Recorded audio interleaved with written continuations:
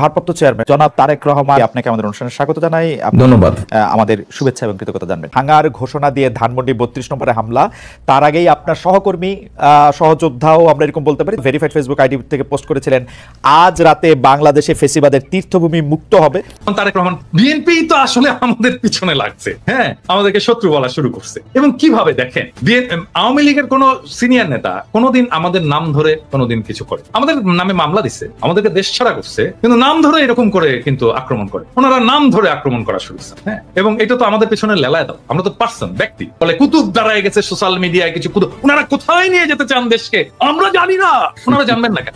উনি জানবেন না কেন? আমরা জানি না মানে আমরা কোথায় নিয়ে যেতে দেশকে? আমি বলছি সবসময়, আমরা বাংলাদেশে ভারতীয় আধিপত্যবাদ চাই না, আমরা বাংলাদেশে আওয়ামী পুনর্বাসন চাই না, আমরা বাংলাদেশে একটা সাম্যের সমাজ চাই, একটা ইনসাফের রাষ্ট্র চাই। চারটা সিম্পল জিনিস আপনি জানেন না কেন? আপনারাই বাধা হয়ে দাঁড়ায় আছেন আমাদের সামনে, আমাদের স্বপ্নের সামনে, মানুষের স্বপ্নের সামনে। এবং আপনারা জানতে হবে আমরা এটা চাই, এবং আমরা আমাদের মনে করার কারণ আছে, আমাদের মনে করার ক্রেডিবল কারণ আছে যে আপনারা আওয়ামী লীগকে পুনর্বাসিত করতে চান। কেন চান সেই প্রসঙ্গে আসবো যদি আলোচনার সুযোগ থাকে।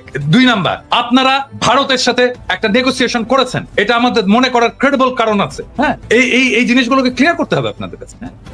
আপনারা যে আলাপ করেন, আপনারা সবার সাথে আলাপ করেন, অমুক রাজনৈতিক দলের সাথে আলাপ করেন, তমুক রাজনৈতিক দলের সাথে, সুশীল সমাজের সাথে আলাপ করেন, কেন আমাদের সাথে আলাপ করতে পারেন না? কেন পিনাকি ইলিয়াস কনক সারোরের সাথে কথা বলতে পারেন না? আপনারা মিটিং করতে পারেন না? করার দরকার আছে না? মানে আমরা পিপলস ভয়েস রিপ্রেজেন্ট করি না, আমাদের সাথে কথা বলেন না কেন? মানে আপনারা 31 দফা দিলেন, ধরেন 31 দফা দিলেন, 31 দফা তো এটা আপনার দলের দফা, তো আমরা তো সেই সময় তো আপনাদের সাথে এলাই ছিলাম, আমরা তো একসাথে লড়াই করতেছি, আন্দোলন করতেছি, আমাদেরকে দেখাইছেন। আমার প্রশ্ন এটা, মানে যেই নির্বাচনে আপনারা হারলেন, যেখানে আপনারা শেখ হাসিনা ক্ষমতায় আসলো প্রথম 1/11 এর পরে, ওই নির্বাচনে যেই সেট আপ ছিল প্রশাসন এবং আর্মিতে, স্পেসিফিক্যালি আর্মিতে, সেই সেট আপটা কি আরো প্রো ইন্ডিয়া হয়েছে নাকি প্রো ন্যাশনালিস্ট হয়েছে? প্রো ইন্ডিয়া হয়েছে, ঠিক তো? আরো খারাপ হয়েছে। তাহলে আপনি ওই র্যাঙ্ক এন্ড ফাইল এটাকে রেখে আপনাকে কিভাবে হারানো হয়েছে এটা আপনি বলেন।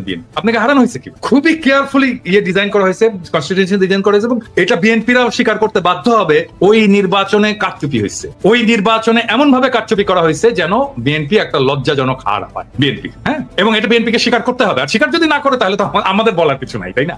তো ওই সেটআপটা আরো খারাপ হয়েছে, এবং এটা তো আর্মি করছে, ওটা তো আর্মি করছে, তখন তো একটা আর্মি গভর্নমেন্ট, তো মইনু এবং ফখরুদ্দিনের গভর্নমেন্ট তো আর্মি এই ইঞ্জিনিয়ারিংটা করছে, ইলেকশন ইঞ্জিনিয়ারিংটা। ওই আর্মিটা আরো খারাপ হয়েছে, ওর ভেতর থেকে ন্যাশনালিস্ট এলিমেন্ট আরো বাইরে চলে গেছে। এটা মোরাললেস প্রো কি বলবো ইন্ডিয়ান। তো এই আর্মি একটা ফেয়ার ইলেকশন দেবে? হ্যাঁ, মানে করতে দেবে? এইটা বিশ্বাস করেন সম্ভব না, করতে দেবেন? হ্যাঁ, আমরা যদি ফেয়ার ইলেকশন হয়, আমার মনে হয় যে ধরেন এটা বিএনপির এটা বিএনপির জরিপ, ব্রেইন দেখছে তো, আমরা সবাই দেখছি, ব্রেইনের জরিপে ফেয়ার ইলেকশন হইলে মানে মানুষ বলছে যে আমরা 41% বিএনপি কে দেবে, অ্যাবসলিউট মেজরিটি হয় বিএনপি। কিন্তু আরো কিছু আছে ওইখানে। আচ্ছা, আমি বলি, আমি গতকালকে একটা পোস্ট দিছিলাম, গতকাল না পরশুদিন, যে জামাতে ইসলামের ভোট কত। জামাতে ইসলাম 300 আসনে ইলেকশন করছিল এরশাদ পড়ার পরে 91 সালে প্রথম। এখানে ভোট পেয়েছিল তারা 12.3% সম্ভব, এবং ওই সময় যদি আমরা সমস্ত ইসলামপন্থী দলগুলোর ভোটগুলো দেখি তাহলে আমরা দেখবো 14%-এর মতো তারা ওই ভোটটা, এবং ওই ভোটটা ভালো ভোট হয়েছে। হ্যাঁ, এবং 14% কিন্তু একটা খুবই সিগনিফিকেন্ট নাম্বার। এখন অনেকে বলে 2%, 3% জামাতের ভোট, 4% ন, তারা সব আসনে নির্বাচন করে, তারা কিছু আসনে নির্বাচন করেছিল, ওইটাকে এক করে আমি ন্যাশনাল গড় করে বলি যে 3%, কিন্তু সবগুলো আসনে যখন করেছে তখন তার প্রায় 12.5%-এর মতো ভোট। বিএনপির যে জরিপ, এটাতে দেখা গেছে যে জামাতের ভোট আসবে 31%। এখন ধরে ছাত্রদের ভোট ওখানে কত আসবে? 5%-এর মতো ভোট আসবে। তো আমরা যদি অন্য সমস্ত ফোর্স, বিএনপির বাইরে অন্য সমস্ত ফোর্সের একটা যদি লুজ অ্যালায়েন্স হয়, তাহলে বিএনপি একটা খুবই শক্ত প্রতিদ্বন্দ্বিতার মধ্যে পড়বে। এখন বিএনপি যেটা করছে যে ধরেন এই যে বিএনপির যারা এই অনলাইন অ্যাক্টিভিস্ট আছে তারা, বা অনলাইনে ফেসবুকে যারা লেখালেখি করে, তারা গালাগালি করতেছে আমাদেরকে, সেটা আমি গাইড নেই, কিন্তু তা তো না। মির্জা ফখরুল, মির্জা আব্বাসের মতো সিনিয়র নেতারা তারা সোশ্যাল মিডিয়ার পিছনে লাগছে, এবং কিভাবে আমাদের সাথে পাঙ্গা নেওয়া শুরু করছে। ধরেন এই পাঙ্গাটা যদি নিতে থাকে তারা কন্টিনিউয়াসলি, তাহলে তাদের অবস্থাটা কি? ধরেন সোশ্যাল মিডিয়ায় যারা কাজ করে, হ্যাঁ, যারা কাজ করছে, যারা সোশ্যাল মিডিয়া একটা ইনফ্লুয়েন্স রাখতে পারে, ছোট হোক বড় হোক, অল্প হোক বেশি হোক কম হোক, একটা তো ইনফ্লুয়েন্স আছে, তো যারা রাখতে পারে তারা যদি পুরোটা, মানে ধরা যাক, আমি এখানে ছাড়াই বলতেছি, কোন আপনি, আমি, ইলিয়াস, আমরা তো কেউ অ্যান্টি বিএনপি না, আমরা তো জিয়াউর রহমান, প্রো জিয়াউর রহমান, মানে জিয়াউর রহমানকে আমাদের পলিটিক্যাল আইকন মানি, তাই না? তো আমরা তো কেউই, আমরা সবাই ন্যাশনালিস্ট, তাই না? আমরা, এবং ট্রু সেন্স মানে মানুষ যাতে সাধারণভাবে বোঝে, আমরা তো সবাই রাইটেস্ট, তাই না? তো আমাদেরকে তো শত্রু ভাবার কোনো কারণ ছিল না। আমরা তো শত্রুও না, আমরা শত্রু হতেও চাই না। আমি তো ডাক্তার, আমাকে তো দেখাতে পারতেন যে ভাই 31 দফায় যে চিকিৎসা সংক্রান্ত যে জিনিসটা আছে দাদা একটু দেখেন তো এটা ঠিক আছে কিনা, হ্যাঁ দেখাতে পারতেন তো। তাইলে তো আমাদের পার্টিসিপেশন থাকতো, আমরা ওন করতাম আপনার 31 দফা। কনক স্যার আপনি ওন করতেন, ইলিয়াস তুমি ওন করতা, তো আমাদেরকে ওন করার সুযোগ দিলেন না। আমি একই জিনিস বলবো আমি জামাতকেও, আমি একই জিনিস বলবো জামাতকেও, মানে তারা ইন্ডিভিজুয়ালি ফোন করে। এখন আমি শিওর যে জামাতের আমি তো খুবই মাইডিয়াল লোক, সবাইকে ফোন টোন করেন, আমাকে ফোন করে, কিন্তু এটা তো ফোন করে তো উনি বলেন কি আপনার শরীর কেমন আছে দাদা, বাড়ির সবাই ভালো আছে। আমি তো শফিক ভাইয়ের কাছ থেকে এগুলো শুনতে চাই না, আমি শুনতে চাই পলিটিক্স, রিয়েল পলিটিক্স শুনতে চাই। হ্যাঁ ব্যক্তিগত সম্পর্ক আপনার সাথে থাকবে, মানে আমরা যখন রাজনীতি থেকে বিদায় নেবো, অ্যাক্টিভিজম থেকে বিদায় নেবো, তখনও থাকবে আপনাদের সাথে, সেটা অসুবিধা নেই। আমি শুনতে চাই পলিটিক্স, আপনার প্রোগ্রাম, আপনি নির্বাচনে কি মেসেজ নিয়ে যাবেন, আগামীতে আপনি ভারতের সাথে কিরকম সম্পর্ক রাখবেন, হ্যাঁ আপনি আমেরিকার সাথে কিরকম সম্পর্ক রাখবেন, চীনের সাথে কিরকম সম্পর্ক রাখবেন, রাষ্ট্রটাকে কিভাবে গড়বেন, সংবিধানে কি কি পরিবর্তন আনবেন, মানুষের জীবনে কিভাবে এই বাংলাদেশে যেভাবে হাসিনা যেভাবে ইসলামোফোবিয়ার চাষ করছে এটাকে কিভাবে ফাইট করবেন, আন্তর্জাতিক ক্ষেত্রে আপনি ফিলিস্তিনের প্রশ্নে কি স্ট্যান্ড নেবেন, আমি তো জানতে চাই। হ্যাঁ এই জিনিসগুলো তো জানতে চাই, এই জিনিসগুলো আমাদের সাথে কথা বলার কথা। আমার তো ভাই বাংলাদেশে আমার তো কোনো ফাইন্যান্সিয়াল ইন্টারেস্ট নাই, আমার কোনো ব্যবসাপাতি নাই, আমার চাকরি বাকরি নাই, তাই না, ওইখানে তো আমাদের সকলের তাই না,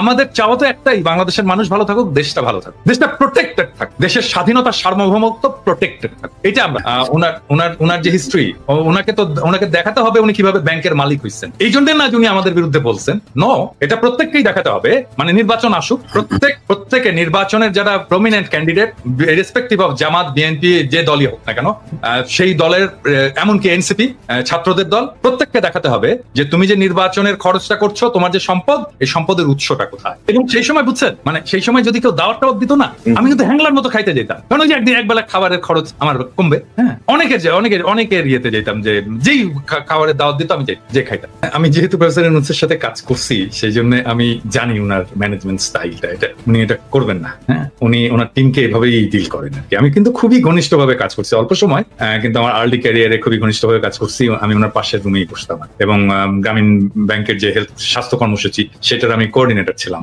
ঢাকায়। তো আমি ওনার ম্যানেজমেন্ট স্টাইল জানি আর কি, উনি কিভাবে কাজ করে। তো সেই জন্য এটা উনি করবেন না। কিন্তু এই যতগুলো জিনিস কনক আপনি বললেন যে উনি যে হাই স্ট্যান্ডার্ড সেট করে যাচ্ছেন, এটা পলিটিক্যাল লিডারশিপ এটাকে ফলো করতে পারবে কিনা। নাম্বার 2 হচ্ছে যে উপদেষ্টা মন্ডলীর কিছু উপদেষ্টার অপদার্থতা, এটাকে উনি কিভাবে ম্যানেজ করবেন, এর সবকিছুর একটা সলিউশন আমি কিন্তু দিয়েছিলাম। আমি জানি না এটা বেশি আমি দিয়েছিলাম জন্যই বোধহয় বেশি মানুষ এটা নিয়ে আলোচনা করেনি। সেটা হচ্ছে ট্রানজিশনাল গভর্নমেন্ট। এই ট্রানজিশনাল গভর্নমেন্টে সব রাজনৈতিক দলের প্রতিনিধিত্ব থাকবে, এবং এই উপদেষ্টা পরিষদে বেস্ট পারফর্মিং উপদেষ্টারা থাকবেন। আর রাজনৈতিক দলগুলো থেকে বিভিন্নভাবে বিএনপি হোক, জামাত হোক, এমনকি সেটা এনসিপি হোক, তারপর এবি পার্টি হোক, এমনকি নূরের দল, বাম, যারাই হোক, সবাইকে মিলে একটা নতুন মন্ত্রিসভা তৈরি করা, এবং যেই ইয়েতে উপদেষ্টা পরিষদে তারেক রহমানের অন্তর্ভুক্তি উপপ্রধান উপদেষ্টা করে।